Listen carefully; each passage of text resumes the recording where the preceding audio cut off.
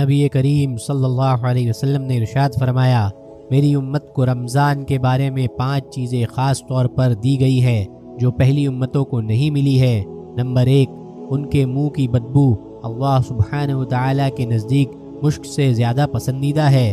Number 2، ان کے لیے دریا کی مچھلیاں تک دعا کرتی ہے اور افطار کے وقت تک کرتی رہتی ہے۔ نمبر 3، جنت ان کے لیے روز سجائی جاتی ہے۔ پھر اللہ سبحانہ وتعالی فرماتے ہیں کہ قریب ہے کہ میرے نیک بندے دنیا کی مشقتیں اپنے اوپر سے پھینک کر تیری طرف آئیں۔ نمبر 4، اس میں سرکش شیطان قید کر دیے جاتے ہیں، اس لیے لوگ رمضان میں ان گناہ کی طرف نہیں پہنچ سکتے جن کی طرف وہ غیر رمضان میں پہنچ سکتے ہیں۔ نمبر 5، رمضان کی آخری رات میں روزہ داروں کی مغفرت کر دی جاتی ہے۔ صحابہ رضی اللہ عنہم نے عرض کیا، کیا مغفرت کی یہ رات شب قدر ہے؟ آپ صلی اللہ علیہ وسلم نے فرمایا، نہیں، دستور یہ ہے کہ مزدور کو کام ختم ہونے کے وقت مزدوری دے دی جاتی ہے۔